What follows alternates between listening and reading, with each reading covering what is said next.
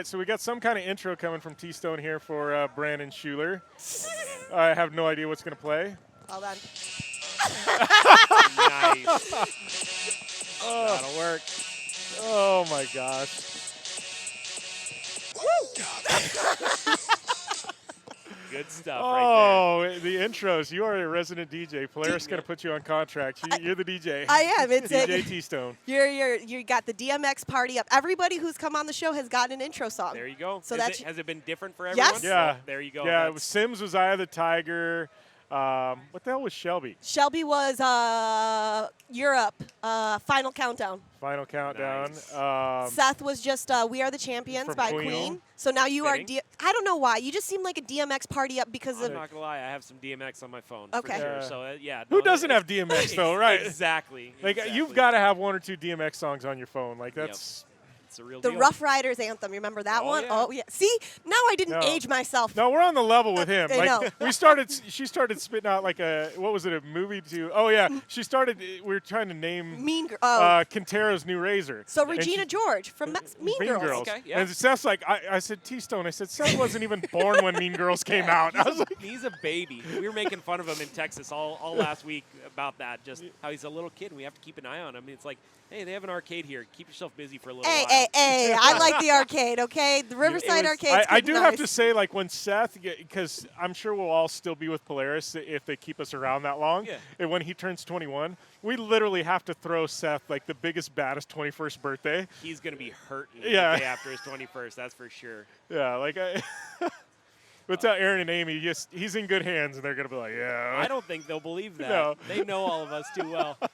So, Oh, so yeah, I don't know. The Quinteros are amazing people, though. yeah, Good people. Absolutely. This whole deal is an awesome family. Everyone here, whether it's their parents or significant others or just them as racers, everyone here is so awesome. Yeah, no, it's like we were saying, it's like I know that we all give each other crap. Everybody race each other hard, bust each other's balls. But at the end of the day, I'm like, if it came down to it and I needed something, Yep. I'm like, everybody's got one. It was like, I literally had no engine to run the Mint. Yep.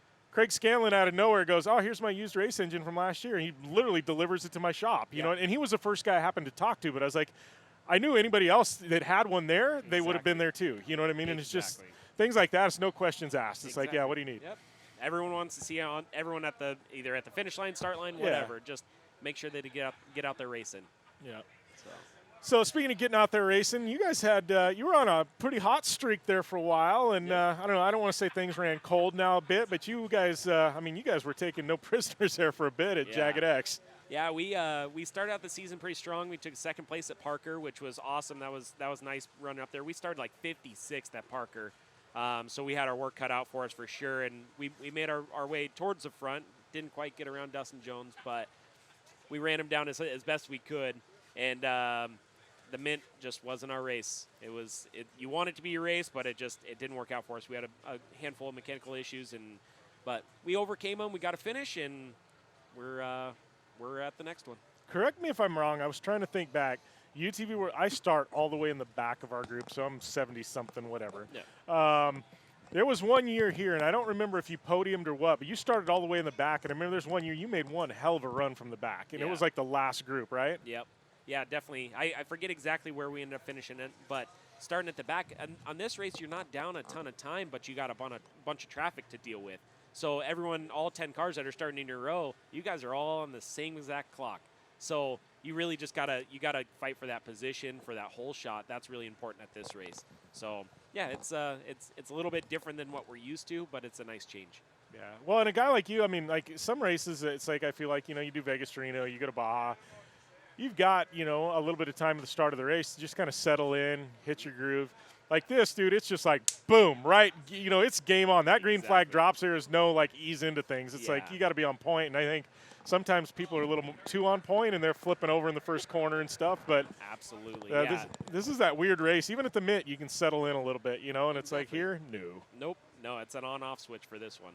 Yeah. But so we've got another crew that's in San Felipe this weekend again. I was going to say, because you guys are running for score points too, right? Yeah, exactly. So we're running both series.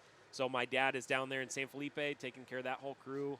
Majority of our crew's there. I think we've got 3 guys, and my wife and kids are coming out. So We're short-staffed here, but we got about 10 guys in San Felipe. Yeah. So they got No, some- I get that. Like our guys too. I've got some friends that pit for other teams, and they're down in San Felipe. And we've got, I think it's me, my co-driver, and 4 people in the pit. You know, it's like we got to take one dump can. You know, I think it's exactly. If you got anything else than that, you got bigger problems here. Exactly. This race is Maybe tough. a belt. Exactly. Tough to overcome mechanical issues, but Yeah. I do have a question for you. When you're Yeah. talking about, land rush starts and different things like that and how imperative the whole shot is, Yep. when you're sitting there, you're waiting for it, you're waiting for the green flag, how many different things or what exactly, I know you got a game plan, but everybody also says Yeah. once you get punched in the face, that game plan kind of goes out of the way. Exactly. But land rush start, like Jim was saying, it's you either get that whole shot or you don't. Like, how do you recover? What's the steps, I guess, that goes right before that green flag drops? Well, I usually sing a DMX song to myself, right? That's how I get myself going. But no, it's definitely nerve-wracking for sure. That green flag drops, and like you said, if you may have a game plan, but if someone cuts you off or you're doing really good, all of that could go out the window. You just kind of ride by the seat, right? Mm-hmm. And it's just hammer down and try not to get in an accident. That first turn is the biggest thing that can wad up your car, and you're half mile into the race and you're out. Mm-hmm. So you really got to just kind of pay attention, take it somewhat easy around that first corner, and then know your laps. Know that you got 10 laps to try and pick people off, because again, it's track position, because all those guys that started there with you, you got to take them off because they're starting the same time as you. So if they finish in front of you, they beat you. Do you get nervous still? Yeah, for sure. Okay. This race especially, just because we're not used to the land rush start, So It's hairball, and It it's like is. I know I'll stay in my line. I'm not worried about me. Yep. I'm worried about the guys on their For sure. left and right of me, because it's crazy. Yeah, absolutely. People driving over tires and Yeah, flipping. Like I had a guy literally kind of flip over the top of my hood last year. Yep. Like it's bananas, and it's like you're getting hit from behind and you've got nowhere to go because you're on the bumper, the rear bump of the Exactly. guy in front of you, and they're just like destroying the back of your car, and you're like, I got nothing. I can't. There's no room to give at all. It's sure. crazy. I wish you could. I know that they're not really like horns, but how awesome would it be if you could just have a horn like, "What are you doing?" Honk! And then Straight up road rage status. Yeah, it's throw your fist out the window. My fist has came off the steering wheel a handful of times at the start line like this. Okay. For sure. It's like we're. It's like the whole first lap. It's like you just got to get through it, and then it's like you Exactly. can. It's seriously. It's like, and it's dusty because everybody's bunched up. It's literally survive the first lap, then start racing. Exactly. It really there's a lot of truth to that, because I know there's. I forget how many years ago it was, but we raced this race, and one of the guys that's on our team, Craig, was actually racing for us. He ended up rolling the car on one of the turns out, I don't know, probably 3 miles out, something like that. I never saw him the first lap. First 2 laps, I never saw him. We passed him. He was right there on top of the berm, right there, and I never saw him. So it's scary to know that one of those guys could be in the dust at any point in time, and you have to motor on. So it's kind of sketchy. It's crazy. How about you guys? I know you guys have been obviously you were like OG Team Razor, day one. Yep. What do you? I don't even know. You guys are running turbos right now, 4-seat chassis. How are you feeling? We got Turbo S's. You guys are building those. I mean, we know we can't really talk about what's in the pipeline, but I don't know. How are you guys feeling? Like I know, like Sims is like all catty. Like, hey, I'm going to tell you what I'm building next. Might be a 2-seat. Like, you see these other manufacturers with the units that are like in between wheelbase. Exactly. I mean, what do you think is going to be the hot ticket moving forward? Where do you think these builds are going to be? I guess what I'm asking, Brandon. Yeah. Like 2-3 years out, because things have gone kind of bananas lately. Crazy, yeah, no, absolutely. These cars are just getting out of control. I mean, not just money, but just the build, the amount of time and craftsmanship that goes into all these cars is just out of control. We're an open book on our race team. We'll tell you anything about our race car at any point in time. So I'm building a 4-seat Turbo S right now. It's in the works, and it's a slow process, but it's a process nonetheless. And That's what I'm looking at. I got to build a new one for next year, and I think we're going to plan in like September doing a build for next year. And I was thinking about 4-seat S. yeah, I think it's a awesome platform, and Velocity one where we can change the shocks out and stuff like that. Exactly. So we're making a couple changes on it. I went to a way bigger fuel cell, but we race Score too. So getting in that 200-mile range before we can see anyone or have to worry about where a truck is. So we're a 35-gallon tank, and obviously BFG tires, walk driving shocks. All of the sponsors that we have now are gonna they'll be on board for the new cars. So I'm excited for it. It'll be nice. Well, and everything you guys have is always super clean and like I don't know, it's got me excited. We try. We do everything in house now, so it's we used to sub out everything, and it changed. The cars leaving your shop for weeks at a time. You don't know what's happening to it, whose hands are on it, and it's just.